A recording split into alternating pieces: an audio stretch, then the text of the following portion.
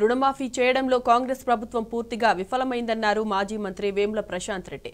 రేవంత్ రెడ్డి రైతాంగాన్ని మోసం చేస్తున్నారని మండిపడ్డారు. ప్రజలకు న్యాయం జరిగే వరకు పోరాటాన్ని ఆపేది లేదని స్పష్టం చేశారు. దీనిపై మరింత సమాచారం మా ప్రతినిధి రవీందర్ అందిస్తారు. అందరికీ రుణమాఫీ ప్రక్రియను చేయాలని డిమాండ్ చేస్తూ బాల్కొండ నియోజకవర్గ నిరసన కార్యక్రమాలు చేపడుతున్నారు. నేపథ్యంలో పెద్ద ఎత్తున ట్రాఫిక్ జామ్ జరిగింది.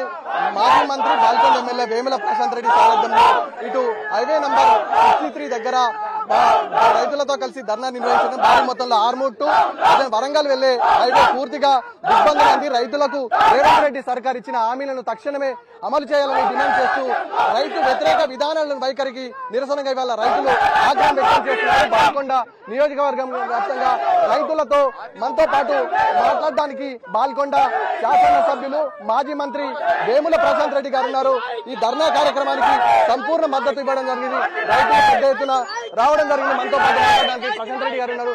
చెప్పండి, రైతులను మోసం చేసే ప్రక్రియ, రైతులను ఏమార్చే ప్రక్రియ స్పష్టంగా కనబడుతుంది. ఇవాళ ఎక్కడ చూసిన నిరసన కార్యక్రమాలు ఓరెత్తుతున్నాయి. స్వచ్ఛందంగా రైతులు వచ్చేసి ధర్నాకు దిగుతున్నారు. ఈ వ్యవహారం పట్ల, రుణమాఫీ జరుగుతున్న తీరు పట్ల మీ అభిప్రాయం ఏంటి? ఇది చాలా అన్యాయం, చాలా దుర్మార్గం. ఒక ముఖ్యమంత్రి ఈ స్థాయిలో ప్రజల్ని మోసం చేయడం చాలా అన్యాయం. తనకు ఓట్లేసి గెలిపించి ఆయన మాటలు నమ్మి ఆయనకు ఓట్లేసి గెలిపించిన రైతులు వీళ్ళు. పాపం ఈ రైతులను రోడ్డు మీద ఎక్కించినట్టు చేసినాడు. ఆయనకి ఈ రైతుల ఉసురు తప్పకుండా తలుగుతుంది. ఏ ముఖ్యమంత్రి కూడా ఇంత పచ్చిగా మోసం చేయడు, ఇంత పచ్చిగా అబద్దం ఆడాడు. అసలు ఆయనకు ఎట్లనో మన మెదడు సెంటర్లు ఉన్నదా లేదా, మానసిక స్థితి బాగున్నదా లేదా, మరి ఆయనకి ఏమైనా టెస్ట్ చేయాల్సిన అవసరం వస్తుందా? మరి అటువంటి మానసిక స్థితి బాగలేనోని ముఖ్యమంత్రిగా ఈ తెలంగాణ ప్రజలు మరి ఉంచుకోవడం కరెక్టేనా కాదా అని ఒకసారి ఆలోచించుకోవాల్సిన పరిస్థితి ఉన్నది. ఎందుకంటే చాలా అన్యాయం. ఈ రాష్ట్రంలో 44 లక్షల మంది అర్హులైన రైతులు ఉంటే మరి దానికి 40,000 కోట్లు కావాల్సి ఉంటే 31,000 కోట్లు అన్నారు.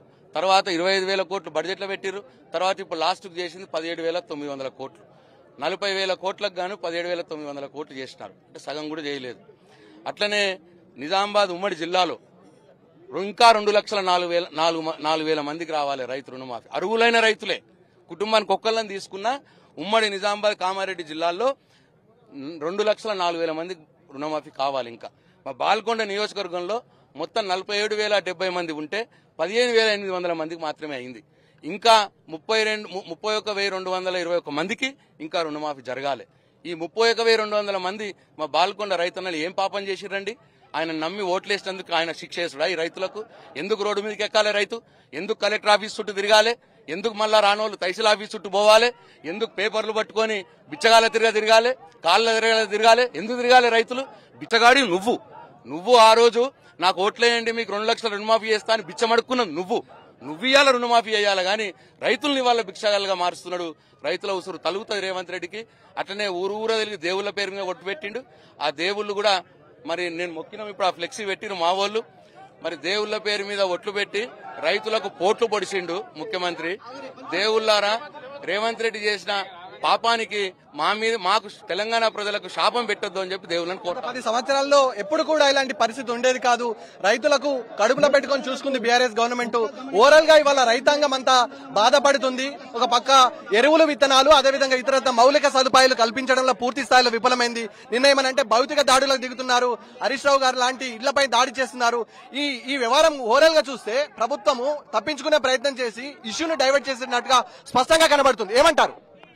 ఇప్పుడు ఈ ప్రభుత్వం యొక్క వైఫల్యాన్ని, ఈ ముఖ్యమంత్రి యొక్క చేతగానితనాన్ని ప్రశ్నిస్తున్నాడు హరీష్ రావు, ప్రశ్నిస్తున్నాడు ప్రశాంత్ రెడ్డి, ప్రశ్నిస్తున్నాడు జగదీష్ రెడ్డి. కాబట్టే మా మీద వీళ్ళు ఇటువంటి పనులు చేయిస్తా ఉన్నారు.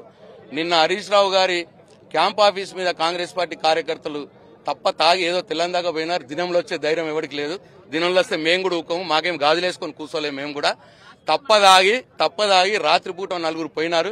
4 పోయి ఆ క్యాంప్ ఆఫీస్ మీద అట్లా దౌర్జన్యం చేయడం అది చాలా దురదృష్టకరం ఈ ప్రజాస్వామ్యంలో. మరి కాంగ్రెస్ పార్టీ వాళ్ళు ఏమనుకుంటున్నారో తెలియదు. ప్రజలు అన్ని గమనిస్తున్నారు. మరి వాళ్లకు తగిన టైంలో తగిన శాస్తి తప్పకుండా జరుగుతుంది. చివరిగా బాల్కొండ నియోజకవర్గ ప్రజలతో పాటు రాష్ట్ర ప్రజలకు మీరు ఏమని చెప్పబోతున్నారు? నేను తెలంగాణ రాష్ట్ర రైతాంగానికి, రాష్ట్ర ప్రజలకు ఒకటే మనం చేస్తా ఉన్నా.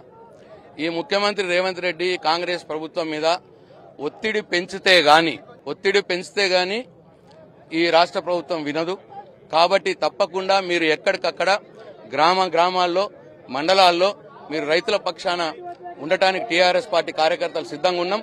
మనం పోరాడదాం, మనం ఒత్తిడి పెంచుదాం, అప్పుడే వీళ్ళు రుణమాఫీ చేస్తారు.